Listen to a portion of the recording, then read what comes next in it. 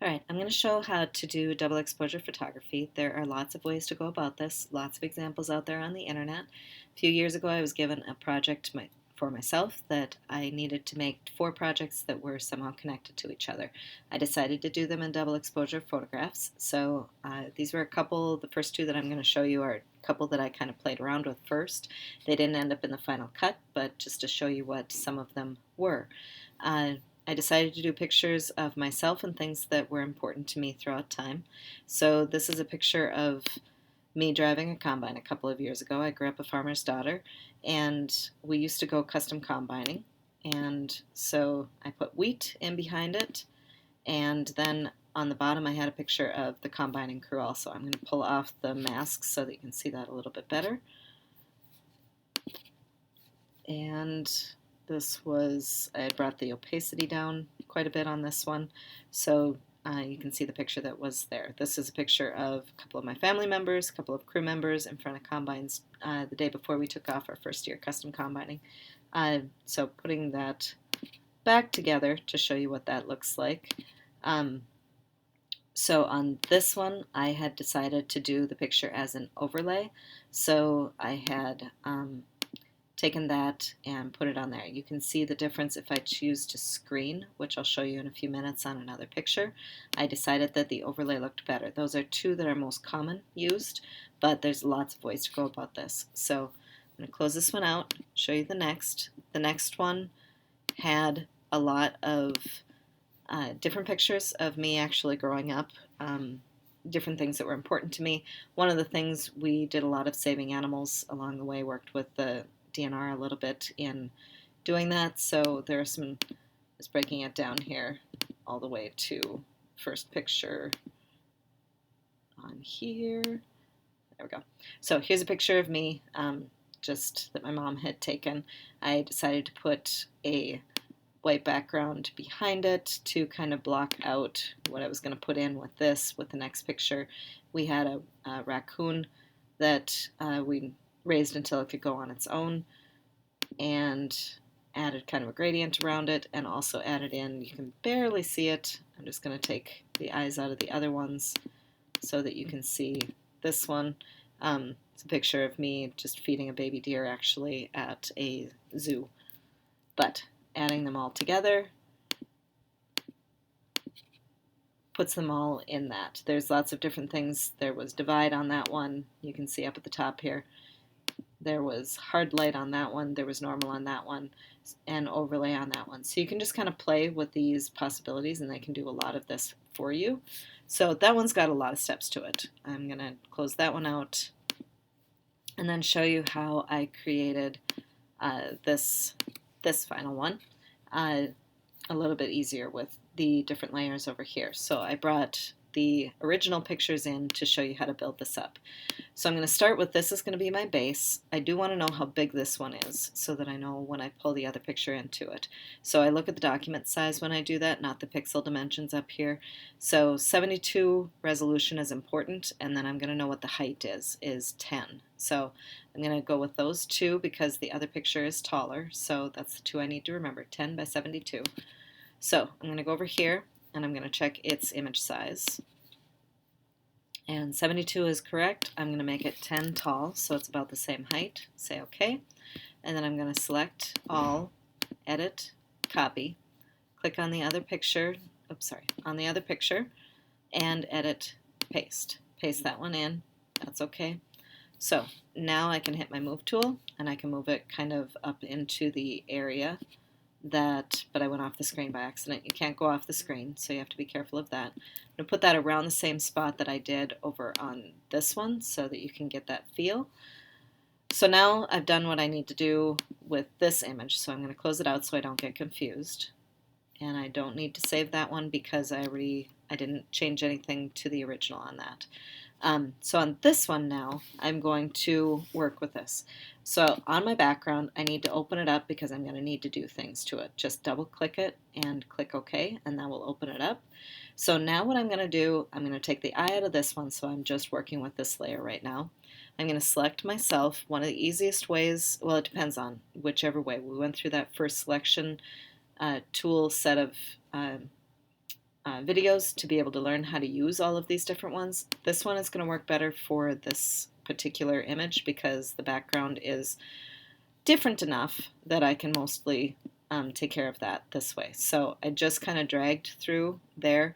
If I want to add some more out on my hair, I can do that. I'm just clicking from inside that image and working my way out. If I need to take something away, I put the Alt on, I push the Alt, and then I push backwards. Usually you want to refine edges when you do things because you can see how this looks a little bit more jagged. I'm going to feather the edge just a little bit. I need to drop it to see what the feather does. There. Just a little bit less feather about to there.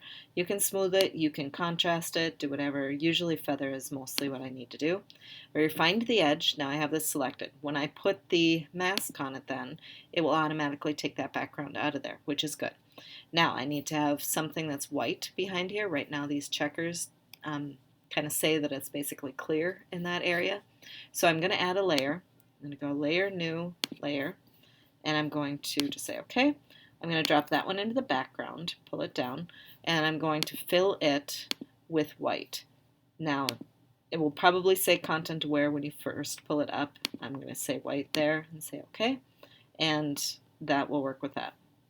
Now I'm going to put this one back in, and on this one, I'm going to switch it to overlay, and I'm going to see what happens. Okay, I don't like that one as much. I'm going to go to screen. That's what I did on the last one.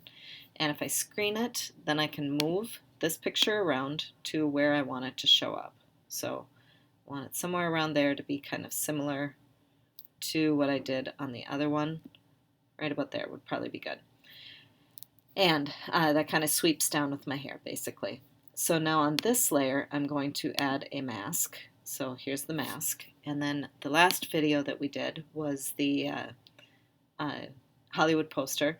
So on that one, on the gradient, I'm going to go up here. First, I'm going to actually reset it to black and white. I'm going to mix it so that it's black on top, and then make sure that this has this one selected, which it did already, but I need to just double check and make sure that it's got the checkers behind it. And also make sure you're on this one, not accidentally on one of the other ones. If you choose to do this, I'm going to pull this way, and I'm going to blend out because that's a hard edge and I don't want that hard edge to show up. That's one way to go about this. The closer I pull, the more it gets right there. I can pull from a corner too if I want, or I can go in and I can use the brush tool if I want to also.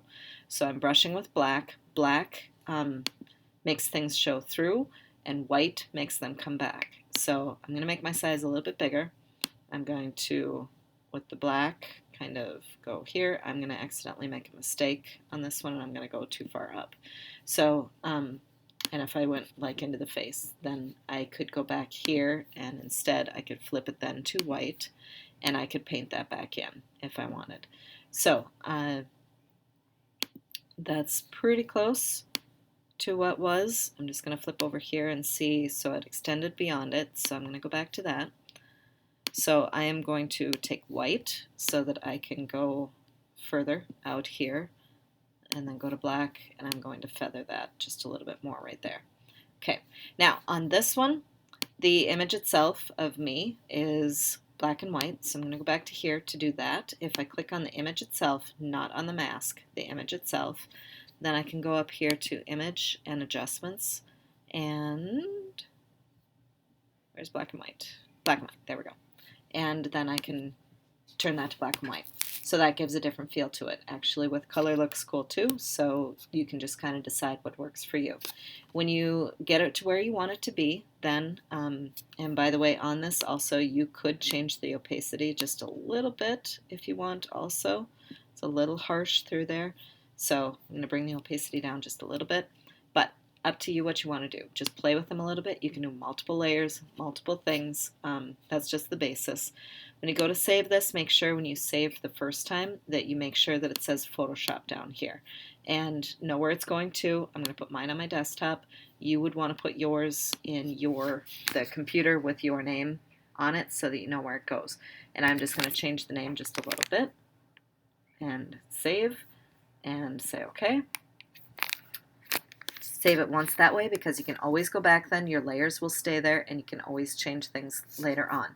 I'm going to save it again as a JPEG so that I can turn it in online.